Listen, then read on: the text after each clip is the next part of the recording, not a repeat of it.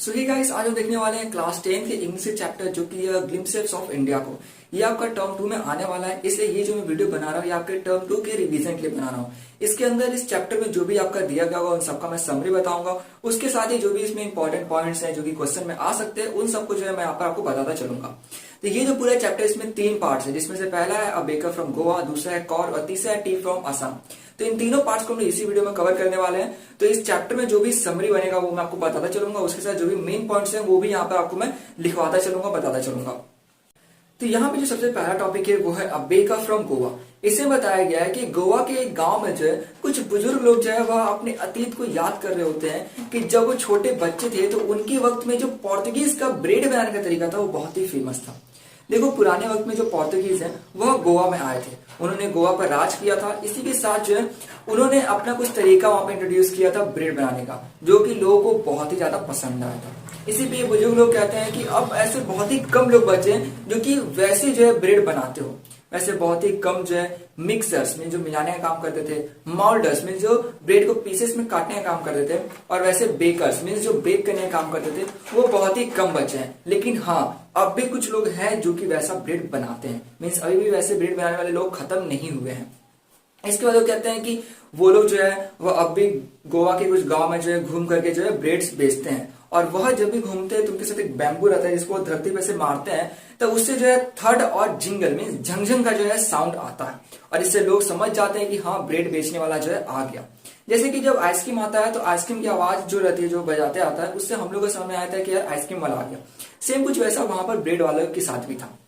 फिर कहा जा रहा है कि जो लोग अभी जो है अभी के मतलब माहौल में जो ब्रेड बनाते हैं उन्होंने जो है अपने पिता से वो सीखा था। मीन्स उनके पिता जो है जो कि पोर्तुगीज के वक्त बनाते थे वो अपने बेटे को सीखा, इस तरह फिर अब ये बनाने लग गए हैं।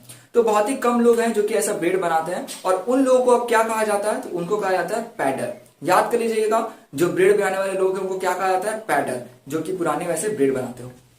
ये जो पैडर्स थे यह मतलब बच्चों के लिए उनके एक साथी, एक दोस्त की तरह थे। जब भी ये पुराने वक्त में मतलब जब ज्यादा हुआ करते थे पैडर्स, ठीक है, तो जब वो आते थे ना मतलब बेचने के लिए ब्रेड को, तब बच्चे जो है जब सोए रहते तब भी एकदम से उठ जाते कि यार ब्रेड बेचने वाला आ गया। क्योंकि जो ब्रेड बेचने वाला था उसके पास कुछ ऐसे ब्रेड्स थे जो कि बच्चों को बहुत पसंद आते थे। एग्जाम में आपसे पूछा जा सकता है कि जो एल्डर्स हुआ करते थे या फिर जो बड़े लोग हुआ करते थे वो कौन सा ब्रेड खाते थे। इन सिंपल आप लिखिएगा लोव्स ऑफ ब्रेड, ठीक है। वही अगर पूछा जाए कि बच्चों को कौन सा ब्रेड पसंद था, वो कौन सा खाते थे, तो उनको जो है बेंगल ब्रेड्स बहुत पसंद था, ठीक है। ये एक तरह का स्वीट ब्रेड है जो कि बच्चों को बहुत पसंद आता था। बच्चे जो है जब आते थे लेने के लिए ब्रेड को, देखने के लिए कि यार इस पर कौन कौन से ब्रेड आए हुए हैं, तब जो घर के पैस्किन और बेस्टिन मीन्स जो घर की जो नौकरानियां हो गई वो लोग जो है बच्चों को बोलते कि नहीं तुम लोग इससे दूर रहो, उन लोगों को दूर कर दिया जाता। और बच्चे फिर ऊंची जगह पर चले जाते देखने के लिए कि यार कौन कौन से ब्रेड है, टोकरी में देखने के लिए। जो ब्रेड वाला था वह जो है अपने साथ एक टोकरी रखता था, सिर पर ऐसे पकड़े रहता था, और एक बैम्बू रखता था जिससे वो बजाते हुए आता था। और वो दिन में 2 बार दिखाई पड़ता था। पहली बार कब, जब वो आ रहा होता है ब्रेड को बेचने के लिए, और दूसरी बार जब वो ब्रेड को बेचकर जा रहा होता है। तो ये भी याद रखिएगा कि पूछा जा सकता है आपसे। इसके साथ ही जैसे ही ब्रेड आता था तो बच्चे जो है बोलते थे कि यार अब ब्रश क्या ही करना, ब्रेड आ गया, गरम गरम चाय जो है वो पिया जाएगा, और जो गरम चाय है उससे हमारा मुंह धुल जाएगा। क्योंकि कभी शेर को कभी टाइगर को जो है ब्रश करते हुए देखा है, तो नहीं ना। इसी तरह हम लोग क्यों इतना कष्ट करें कि जाकर के मैंगो जो है उसका लीफ, जो आम का पत्ता, उसको तोड़ें, फिर उसको लाएं, फिर उससे जो अपने मुंह को फ्रेश करें।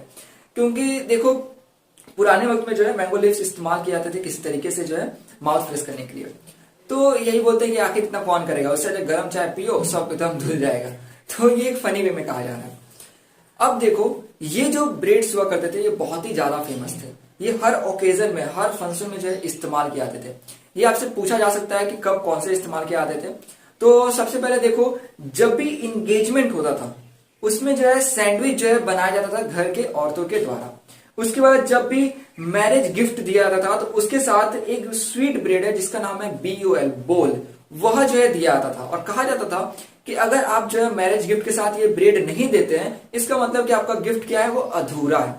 तो ये भी बहुत ज्यादा जरूरी था कि आप मैरिज गिफ्ट में ये ब्रेड भी दें। इसके साथ जब भी पार्टी होता, ठीक है, कोई भी दावत होती तो उसके अंदर नॉर्मल एक ब्रेड जो है वो भी लगता था। मतलब ब्रेड मानो तो हर जगह इस्तेमाल किया जाता था जब भी कोई बड़ा त्योहार होता, फंक्शन होगा, कुछ भी।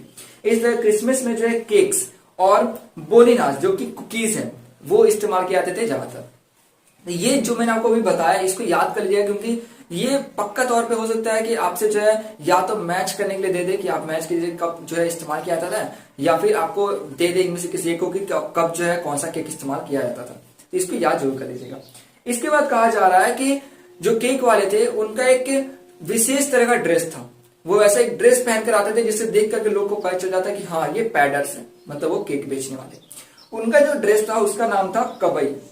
कबई एक ऐसा ड्रेस है जो कि फ्रॉक की तरह होता है, एक लंबा सा फ्रॉक जो कि घुटने से हल्का नीचे तक जाता है, लेकिन लोअर पार्ट है उससे हल्का ऊपर आता है। इन सिंपल अगर आपको लिखना हो तो आप कह सकते हो कि shorter than full length but little bit longer than half length या हाफ पैंट। तो ऐसे जो है उनका ड्रेस कोड था, आप कह सकते हो, जिसको बोलते हैं कबई। इसको भी याद कर लीजिएगा क्योंकि ड्रेस को क्या बोला जाता है। और अब भी जो है बोला जाता है कि गोवा में कुछ लोग जो कि वैसा ड्रेस पहनते हुए दिखते हैं तो उनको देख कर कहा जाता है कि यार इसने तो ड्रेस जो है बिल्कुल एकदम पैडर्स की तरह पहना हुआ है। इसके बाद कहा जा रहा है कि जो पैडर्स हुआ करते थे वह उनका जो मंथली अकाउंट होता था। जैसे कि अगर आप दूध लेते हो तो हो सकता है आप में से कुछ लोग ऐसे हो जो कि मंथली अकाउंट पे लेते हो कि हाँ महीने में पैसा दे देंगे वगैरह। तो इसी तरह उनका भी था कि उनका भी जो मंथली अकाउंट बनता था कि हाँ महीने में एक बार पैसा दे दिया जाएगा, वह जो है रिकॉर्ड किया जाता था, मीन्स लिखा जाता था दीवालों पर, दीवार के ऊपर जो है लिखा जाता था। तो याद रखिएगा दीवार पर लिखा जाता था पेंसिल के इस्तेमाल से। और वो लोग जो हुआ करते थे बेकर्स उस वक्त में, वो बहुत ज्यादा प्रॉफिटेबल उनके लिए बिजनेस था। क्योंकि जैसा हम लोग देख रहे हैं कि बेकर्स की और जो केक्स हो गए, ब्रेड्स हो गए, उनका हर जगह डिमांड था, हर जगह, मतलब कि चाहे बड़ा फंक्शन हो या कुछ भी हो उसमें उसका इस्तेमाल किया जाता था। इसलिए उस समय के जो बेकर्स थे वो बहुत रिच थे। और जब भी किसी व्यक्ति को जो कि जैक फ्रूट लाइक फिजिकल रखता था अपना अपीयरेंस, मतलब कि एकदम मोटा तगड़ा रहता था, उसको देखकर कहा जाता था कि यार ये जरूर जो है पैडर में से एक ब्रेड बनाने वाला है। क्योंकि उस समय वो बहुत ही बोल सकते हो कि एक तरह से मतलब धनवान टाइप में रहते थे, क्योंकि उनका बिजनेस बहुत प्रॉफिटेबल था। उनके जो नौकर ये सब भी रहते थे वो भी अच्छे से रहते थे, और कभी भी उनको भुखमरी मीन्स स्टार्विंग नहीं हुआ है, मतलब हमेशा जो है अच्छा लाइफ वो लोग जिए हैं। तो ये था पूरा इसके अंदर। मैंने आपको इस एक ऐसे अंदाज में बताया ताकि जो भी क्वेश्चन आंसर जो है वो भी आप आराम से इसमें कर सके। जो भी मेन पॉइंट्स था उन सबको जो है मैंने यहाँ पर बता दिया है। इसके साथ जो है ये जो पहला आपका पॉइंट होता है और पहला जो आपका इसमें बताया गया अ बेकर फ्रॉम गोवा, यह खत्म होता है। आप देखते हैं सेकंड को। यहाँ पे जो सेकंड टॉपिक आता है वह है कॉर्क। देखो कॉर्क जो है वह एक कॉफी कंट्री है। यहाँ पे कंट्री का अर्थ देश नहीं हुआ, यहाँ पे कॉफी कंट्री का अर्थ हुआ कि वहां पर जो है कॉफी का बहुत ज्यादा उत्पादन होता है। और कॉर्क जो है अपने स्पाइसेस और रेन फॉरेस्ट के लिए फेमस है। इस चीज को याद रख लीजिएगा। कॉर्क की अगर लोकेशन की बात करें तो यह जो है मैसूर और मैंगलोर के बीच में आता है। और कहा जाता है कि ये बहुत ही सुंदर प्लेस है, मानो कि एक स्वर्ग का हिस्सा जो है वह धरती पर आ गया। वहां पर जो लोग रहते हैं वह है मार्शल मैन। मार्शल का अर्थ हुआ कि बहुत ब्रेव, या ऐसे लोग जो कि वॉर से रिलेटेड हो, लाइक आर्मी में भर्ती हो। और यहाँ पे जो औरतें रहती है वो बहुत ही सुंदर औरतें हैं। और जो फॉरेस्ट है उसमें आपको बहुत सारे वाइल्ड क्रिएचर्स देखने को मिल जाएंगे। कॉर्क को जो है कोडागू भी कहा जाता है, इसको याद रख लीजिएगा, ठीक है। कॉर्क को क्या कोडागू कहा जाता है। और यह कर्नाटका का सबसे छोटा डिस्ट्रिक्ट है। अगर आप में से कुछ वहां पर होंगे तो आपको ये बात पता होगी। इसके साथ जो है जब भी मानसून आती है, मतलब बारिश का जब भी वक्त होता है, तो उस वक्त में जो है वहां पर विजिटर्स नहीं आ पाते हैं, क्योंकि वहां पर इतना ना ज्यादा बारिश होती है कि विजिटर्स जो है मानसून के वक्त में कॉर्क में नहीं आ पाते हैं। लेकिन हाँ, सितंबर से मार्च के बीच में जो है बहुत अच्छा वेदर रहता है, और उस बीच में जो है विजिटर्स वहां पर जाते हैं घूमने के लिए। अगर आप वहां पर जाते हो तो वहां पर आपको लगभग चारों तरफ जो है कॉफी की खुशबू आएगी। इसी तरह एक चीज और है कि कॉर्क जो है ना, ऐसा माना जाता है कि वहां पे जो लोग हैं उनका इतिहास जो है या तो हो सकता है कि वह ग्रीक के हो या फिर अरेबिक डिजन, मतलब कि उनके जो पूर्वज हो सकता है कि वो ग्रीक से हो या फिर अरेबिक मतलब कि अरब से हो। जैसे कि पहला स्टोरी जो जाता है वह है ग्रीक का। और इसमें कहा जाता है कि जो अलेक्जेंडर की आर्मी जो थी वह एक बार जो है साउथ में जा रही थी कोस्ट से होते हुए, मतलब साउथ जो हो गया डायरेक्शन में कोस्ट से जो है होते हुए जा रही थी। आगे जाने के बाद जब वो रिटर्न होकर पीछे आते हैं तो वो लोग इम्प्रैक्टिकल हो जाते हैं, मतलब नहीं बोलते हैं कि अब वो लोग वर्क करने की कंडीशन में रहते हैं या फिर उनका वैसा मन नहीं रहता है, तो इसलिए क्या करते हैं वो लोग सेटल होना शुरू कर जाते हैं। और वह जो है कॉर्क जो है वहां पर उन हिस्सों में जो है सेटल हो जाते हैं, वहीं पर जो औरतें रहती है उन्हीं से शादी कर लेते हैं। इसलिए कहा जाता है कि जो अलेक्जेंडर का फौज था वो बहुत ब्रेव था।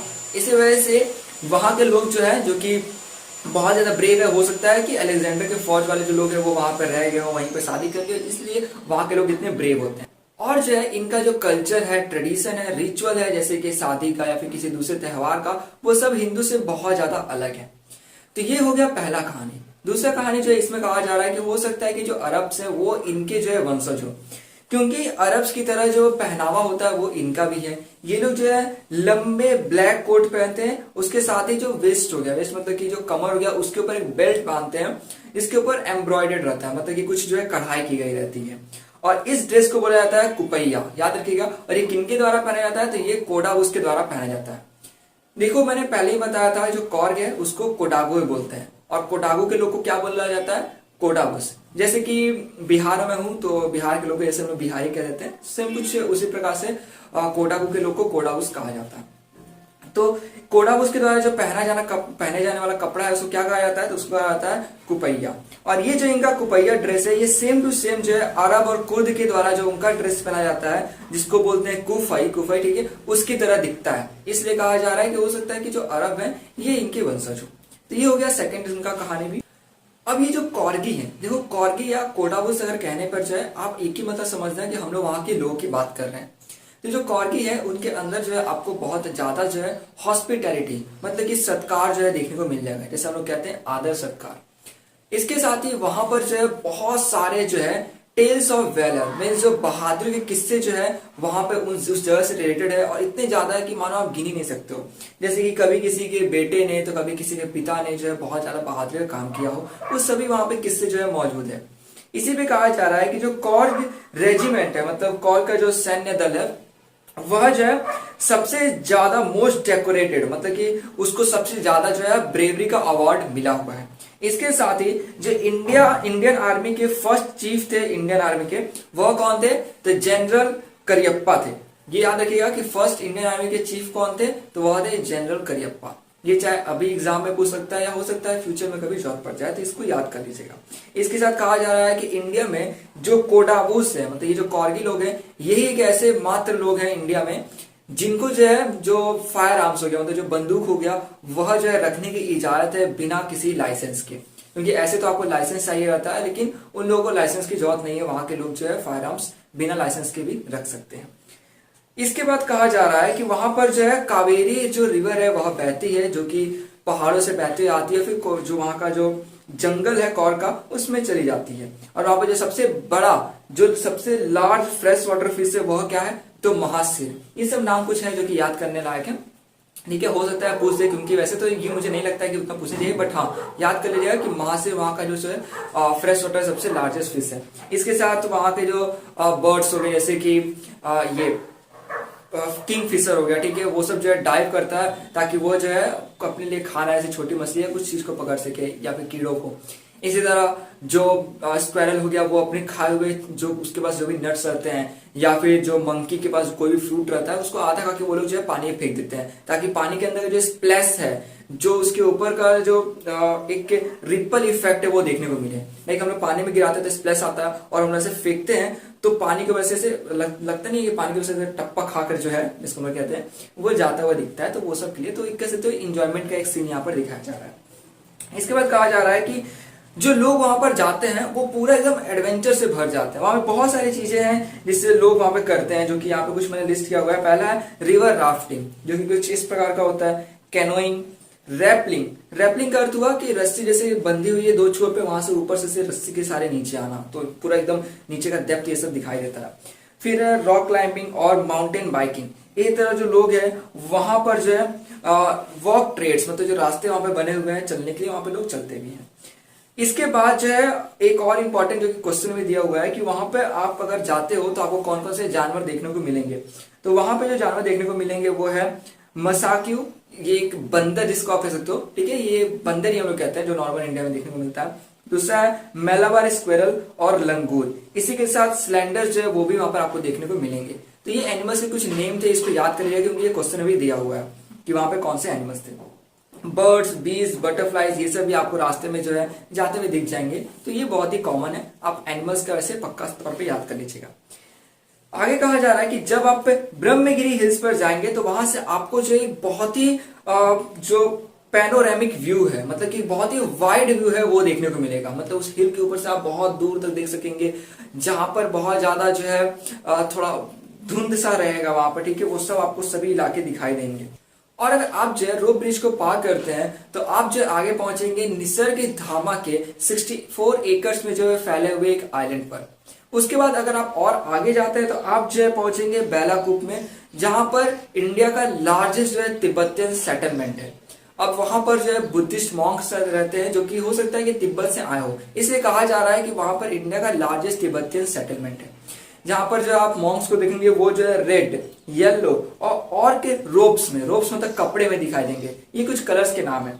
ये जो ऑर्क हो गया, ये एक येलो ब्राउनिश कलर हो गया, ठीक है, उस कलर का वो ड्रेस पहने रहते हैं, वही कहा जा रहा है कि उसमें आपको वो दिखाई देंगे। और इसमें ये कहा जा रहा है कि ये सभी चीजें, सभी सरप्राइजेस जिनकी हमने बात की कि वहां पर क्या क्या लोग करते हैं, राफ्टिंग करते हैं वगैरह वगैरह, घूमते हैं, तो ये सभी जो है उन लोगों को दिखाई पड़ता है जो कि इंडिया के हॉट एंड साउल को जो है उसको खोजने आते हैं। क्योंकि इसको यहाँ पे इंडिया का हॉट एंड साउल इसलिए कहा जा रहा है क्योंकि यहाँ पे बहुत सारी चीजें हैं देखने के लिए, यहाँ के नेचर को, यहाँ के ब्यूटी को जो है दर्शाया जा रहा है, इसलिए इसको कहा जा रहा है। तो ये था पूरा इसके अंदर, मैंने आपको पूरा एकदम जो है लाइन बाय लाइन बता दिया है, वैसे एक समरी के तौर पर ही। तो आशा करूँ आपको ये अच्छा लगा हो। तो अब इससे आप जो इसका क्वेश्चन आंसर है वो भी इसको सॉल्व कर सकते हैं। अब हम लोग आगे देखते हैं, जो आपका थर्ड पार्ट में दिया गया है वो है टी फ्रॉम असम। तो यहाँ पे कहा जा रहा है कि प्रांजल और राजवीर दोनों ही क्लासमेट्स हैं जो कि दिल्ली में पढ़ाई करते हैं। प्रांजल जो है वह असम से बिलोंग करता है और उसके जो पिता है वह एक टी गार्डन के मैनेजर है। तो जो प्रांजल है वो अपने दोस्त राजू को कहता है कि यार गर्मियों की छुट्टी आने वाली है, तुम एक काम करो, तुम चलो असम, तुम वहां पर घूम लेना। अब इसलिए दोनों ही जो है ट्रेन में बैठ जाते हैं और उस समय जो है चाय बेचने वाला जो है चाय लेकर के बेचा होता है। ये लोग भी चाय मंगवा लेते हैं 2 कप। अब वो लोग देखते हैं कि जितने भी ट्रेन में लोग रहते हैं वो सभी लगभग चाय पी रहे होते हैं। इसी पर राजवीर कहते हैं कि यार देखो, दुनिया भर में लगभग हर दिन जो है 80 करोड़ लोग जो है चाय पी जाते हैं, मतलब पर डे। अब फिर क्या होता है, ट्रेन खुल जाती है, दोनों ही जो है मतलब बैठे रहते हैं और तभी जो प्रांजल है वह डिटेक्टिव बुक पढ़ना शुरू कर देता है, क्योंकि उसे बहुत पसंद रहता है। राजवीर को भी पसंद रहता है डिटेक्टिव बुक पढ़ना, लेकिन उस समय वह जो है बाहर खिड़की से जो है हरियाली को देख रहा होता है, जैसे कि पैडी फील्ड हो गया, इन सब चीजों को। आगे बढ़ते हुए जो है उसको एक टी गार्डन दिखाई देता है, उसी के बगल में जो है स्मोक निकल रहा होता है एक फैक्ट्री से। तो उस टी गार्डन को देख के बोलता है कि देखो एक टी गार्डन। अब जो प्रांजल जो था वो तो असम से ही मतलब बिलोंग करता था, इसलिए उसको ज्यादा फर्क नहीं पड़ा, बोला हाँ टी गार्डन तो है, क्योंकि वो असम में ही रहा था, उसने हर जगह सिर्फ टी गार्डन ही देखा था, तो उसके लिए वो ज्यादा कोई नई बात नहीं थी। लेकिन जो राजवीर था वो पूरा एक्साइटेड था कि यार देखो कितने सारे टी गार्डन है। ये जो मतलब उसको कहता है कि ये जो असम है यह जो है टी कंट्री है। जैसे कि हमने कॉफी कंट्री पढ़ा था कॉर को, उसी तरह असम को टी कंट्री कहा जा रहा है, क्योंकि वहां पर टी का उत्पादन बहुत ज्यादा होता है। वही कहा जा रहा है कि यहाँ पर आप जितने फील्ड देखोगे मैक्सिमम फील्ड में जो है आपको टी जो है वह आपको देखने को मिल जाएगा। फिर राजवीर कहता है कि कोई नहीं जानता कि आखिर किसने जो है टी को डिस्कवर किया, लेकिन हाँ बहुत सारे लेजेंड्स हैं। इस पर प्रांजल पूछता है कौन लेजेंड्स? तो राजवीर कहता है कि देखो पहले हैं जो चाइनीज एम्परर है वह जो है जब भी पानी पीते थे उससे पहले वो उसे उबाल लेते थे। तो एक बार क्या हुआ कि कुछ पत्ते जो है वह उनके उस पानी में गिर गया, जब उन्होंने उसको पिया तो उनको जो है बिल्कुल चाय का टेस्ट आया। तो ये था पहला। सेकेंड जैसे बताया जा रहा है वो है बौद्ध धर्म के बारे में, जो कि बुद्धिस्ट एस्केटिक थे, मतलब कि एक बुद्धिस्ट तपस्वी थे। तो वह जो है जब भी मेडिटेशन करते थे तो उनको नींद आ जाता था, इससे उन्होंने जो है अपना आईलिड जो है उसे वो काट दिया और उसको फेंक दिया। इससे हुआ ये कि जो आईलिड जहां पर गिरा ना वहां पर 10 जो है टी के प्लांट्स जो है वह मतलब निकल आए। और जब भी कोई आदमी उस प्लांट के जो है लीव्स को तोड़ करके गर्म पानी में डाल के उसको पीता तो उसका नींद गायब हो जाता। फिर आगे जो है राजवीर अपनी बात को बढ़ाते हुए कहता है कि जो चाय है वो सबसे पहली बार जो है चाइना में पिया गया था लगभग 2700 बीसी पहले। और ये जो चाय मीन्स जो टी को जिसको हम हिंदी में चाय बोलते हैं, फिर चीनी जो वर्ड हो गया, ये सब जो है चाइना से ही आई हुई है। ये कहता है कि जो चाय है ये यूरोप में जो है 16th सेंचुरी में आया था और उस समय यह जो है मेडिसिन के तौर पे पिया जाता था, न कि बेवरेज के तौर पे। बेवरेज मतलब हो गया कि नॉर्मल सब जो पीते हैं पेय पदार्थ, मतलब पहले जो चाय था वो किसके तौर पे पिया जाता था, तो मेडिसिन के तौर पे पिया जाता था। तो ये आपको बताते हैं। फिर जो ट्रेन है वो जो है मेरियनी जंक्शन पे आ जाता है, ये लोग अपना लगेज लेते हैं, उसके बाद बहुत भीड़ रहता है, उस भीड़ में से निकल जाते हैं। प्रांजल के जो पेरेंट्स होते हैं वो इंतजार कर रहे होते हैं, प्रांजल के पेरेंट्स से फिर वो लोग मिलते हैं, फिर वो लोग जो है कार में बैठ जाते हैं। फिर ये लोग जो है डेक्कई टी एस्टेट की तरफ निकल पड़ते हैं, मतलब जहां पर जो है प्रांजल के पिता जो है मैनेजर थे टी एस्टेट का, मतलब जो उनका टी का कारोबार था। जब लोग जा रहे होते हैं तो वो लोग जो है एक कैटल ब्रिज जो है उसको पार करते हैं, कैटर ब्रिज का अर्थ हुआ कि एक खाई पर बनी हुई ब्रिज, उसको पार करने के बाद वह जो है उस इलाके में पहुंच जाते हैं और फिर वहां पर जो है जब देखता है राजवीर तो दोनों तरफ जो है उसको सिर्फ टी प्लांट्स जो है वही दिखाई पड़ते हैं। अब देखो गाड़ी जो है थोड़ी सी स्लो हो जाती है क्योंकि आगे से जो है एक ट्रैक्टर जा रहा होता है उसको पास करने के लिए। इसी बीच जो है राजवीर जो है पूछता है कि मिस्टर बरुआ जो रहता है वह प्रांजल के पिता रहते हैं उनसे कि ये जो है सेकंड फ्लश है, मींस स्प्राउटिंग पीरियड बोलते हैं, इसका मतलब कि ये दूसरी बार जो है लगाया जा रहा है टी प्लांट्स को और ये जो है रहता है मई से लेकर जुलाई तक और इस बीच जो है सबसे अच्छे टी जो है निकलते हैं। मतलब नहीं होता है कि हम लोग जो है जब भी खेती करते तो रहता है कि इससे इस महीने हम लोग ये खेती करेंगे ये करेंगे, तो ये बोल रहे हैं कि दूसरी बार जो है टी की खेती हो रही है और ये जो है रहता है मई से जुलाई तक रहता है और इसमें सबसे बेस्ट टी निकलते हैं। इसी पर जो मिस्टर बरुआ रहता है बोलते हैं कि हाँ कि तुम सही बोल रहे हो, लगता है तुम यहाँ पे आने से पहले जो है अपना होमवर्क कर आए हो। तो बोलता है कि यस मिस्टर बरुआ। उसके बाद जो है बोलता है कि मैं यहाँ पे आशा करता हूँ कि मुझे और सारी चीजें जो है और सारी चीजें जानने को मिलेंगी। तो ये था पूरा इसके अंदर। सबसे आसान कहूँ तो मुझे लगता है कि यही था क्योंकि उसमें बहुत ही कम चीजें याद करने के लिए थी। यहाँ पे जितने मेन पॉइंट्स है वो सबको मैंने दे दिया हुआ है और हाँ इन्हीं से क्वेश्चन भी फॉर्म होंगे, जैसा कि मैंने आपको जो है मौखिक रूप में जो आपको बता दिया कि कैसे कैसे क्वेश्चन पूछे जा सकते हैं। जैसे कि कॉर्क का पूछा जा सकता है कि कॉर्क जो है कहाँ पर सिचुएटेड है, फिर क्यों फेमस है। सेम यहाँ पर जो है टी में आपसे पूछा जा सकता है कि कौन लेजेंड्स थे जिन्होंने जो है और टी को डिस्कवर किया, लाइक 2 लेजेंड्स के बारे में बताया गया, ये क्वेश्चन में आ सकता है। इस तरह जो पहला आपका बेकर वाला था तो बेकर से पूछ सकता है कि उनको क्या कहा जाता था बेकर्स को, जो कि था पैटर। फिर उनके ड्रेस के बारे में पूछा जा सकता है, ठीक है, ये सब चीजें पूछी जा सकती है क्वेश्चन में। तो यहाँ पर जितने मेन क्वेश्चन थे वो भी मैंने आपको मौखिक रूप में बता दिया और हाँ ये वीडियो देखने के बाद मैं ये पूरा श्योर हूँ कि आप लोग जो इन सब क्वेश्चंस का आंसर जरूर कर देंगे। तो ये था पूरा इस चैप्टर के अंदर। आशा आपको वीडियो अच्छी लगी हो, वीडियो अच्छी लगी हो तो प्लीज लाइक कर दें, दोस्तों से शेयर कर दें ताकि उनका भी जो है रिवीजन बहुत अच्छे तरीके से हो पाए। वीडियो बनाने में बहुत ज्यादा मेहनत लगा है तो यार सब्सक्राइब कर दे चैनल को ताकि कुछ मोटिवेशन मिले और इस तरह जो हम लोग जो और तैयारी करते रहें। तो अब जो है नेक्स्ट चैप्टर जो है उसका मैं आपको वीडियो लाकर इसमें आप देने वाला हूँ। तो मिलते हैं नेक्स्ट चैप्टर के वीडियो में।